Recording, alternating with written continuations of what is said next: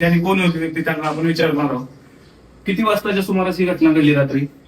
7 ते 8 वाजायच्या सुमारास घटना घडली. मला म्हणजे फोटो द्या म्हणून फोटो द्यायला असं आतमध्ये गेलो की दोन्ही काच पॅक करून लगेच गाडी 140 स्पीड नेली. पुढे नेलं की इथं बुक्या घालायला चालू केला मला. साधारणतः किती व्यक्ती होते ते?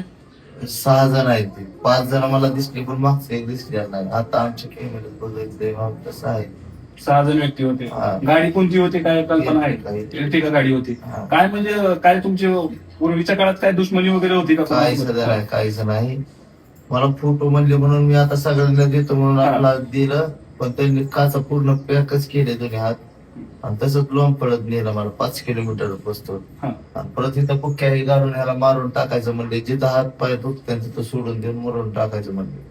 आणि तुम्ही म्हणजे गाडीमध्ये होता त्यावेळेस काय चर्चा काय ऐकली होती? तुम्ही कुठे नेणार आहे तुम्हाला काय? जामखेड पुस्तक घेऊन म्हणले ह्याला गाठात फेकून दे तिकडं मारून. जिथं हात तुटतात तिथं पडायला का म्हणते. गाडीचा नंबर वगैरे काय तुमच्या पाहण्यात आलाय का? नाही 51 नंबरचे पुढलं नाही बघितलं. मला चेक करेल पडलेलं होतं मी. कुठे साधारण कुठल्या ठिकाणी तुम्हाला फेकलं होतं? सिद्धेश्वरच्या पुलावर, सिद्धेश्वर वडगावच्या पुलावर जवळपास तुम्हाला फेकलं होतं? पुलावर बरोबर म्हणजे खालीच फेकलं होतं, पण त्या डिअरला धडकून मी तिथंच पडलो होतो. पाठीमागच्या काळात देखील तुमच्या घरच्या पत्नी ज्या आहेत त्यांच्यावरती देखील हल्ला झाला होता. त्यानंतर तुम्ही आरोपी देखील 2 पकडले होते. पोलीस प्रशासनाकडून काय कारवाई होते का नाही? तुम्हाला जेव्हा धोका निर्माण होतो? काहीच नाही. कारवाईचं तर काय पताच नाही.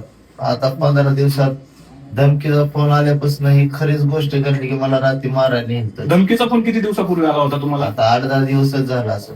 तुम्ही पोलीस प्रशासनाला काय कळवलं होतं का? मग हाय की माझ्यापाशी त्याची BFR दिलेली आहे, ती NC घेतलेली. याच्या अगोदर देखील तुम्ही आरोपी पकडला होता, पोलीस प्रशासनाकडे घेऊन दिला होता, त्यावरती काय कारवाई झाली? तुम्ही काय फीडबॅक घेतला? काहीच नाही. सोडून देण्यात आलं का त्यांना? त्याला सोडून देण्यात आलं. आणि आता VNC केली ती बी आरोपीचं काय पता नाही.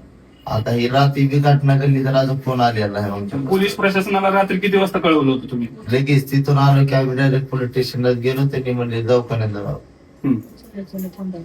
उचलल्या फोन लावला होता आमच्या त्यानंतर म्हणजे पोलीस प्रशासनाचे जे काही वाहन असतं ते किती वेळा तुमच्यापाशी आलं होतं? नाही तिकडे नाही आलं. आतापर्यंत कुठलं पोलीस प्रशासनाचा व्यक्ती तुमच्यापर्यंत आला नाही आला. मित्रांनो, एक मराठी उद्योजक पुढे जात असताना त्याला कुठेतरी त्याचा पाय खेचण्याचा प्रयत्न होत आहे. मागील काळात देखील हॉटेल भाग्यश्रीचे मालक त्यांच्यावरती अनेक वेळा हल्ला करण्यात आला. त्यांच्या पत्नी देखील आहेत सोबत. आपण त्यांच्याशी बोलणार आहोत. काय कशा पद्धतीची घटना होती, काय घडलं होतं? तुम्ही मदत का तिथे समोर? मी तिथं किचन समोर उभा होते. त्यांनी फोटो काढायसाठी बोलवून नेलेलं. मग बोलवून नेल्याच्या नंतर फोटो काढायला असं गाडीवर हात ठेवायला लावलं तर गाडीची काचा पॅक करून डायरेक्ट ओढत नेलं. त्यांनी फास्ट गेली. आमची माणसं फास्ट पळाली पण काही गाडी सापडली नाही. तुम्ही पोलीस प्रशासनाला कळवलं होतं का? कळवलं. लगे फोन लावला पण गाडी काय आणखीन पण आलेली नाही.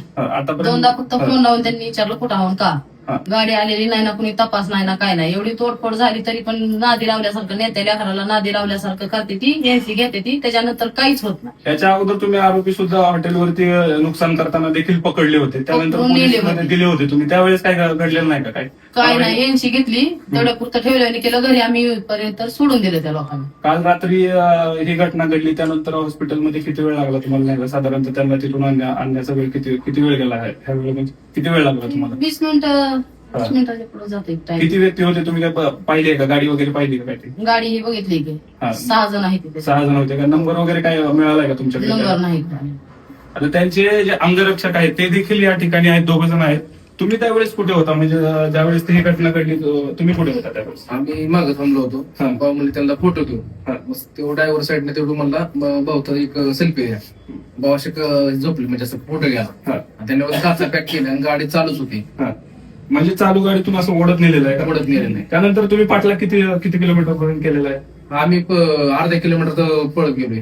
तरी आम्हाला काय आवडलं. मला तरी गाडी आणि आम्ही त्यांना रिक्वेस्ट केली. त्यांनी आम्हाला मोटरसायकलवाले नेलं आम्हाला. बघितलं तर संपूर्ण आपण जी घटना घडली त्या आपण संपूर्ण घटना सखोलपणे सांगितलेली आहे. यानंतर पोलीस प्रशासन काय कारवाई करतं हे बघणं गरजेचं असणार आहे. विनियोग धाराशिव. धन्यवाद.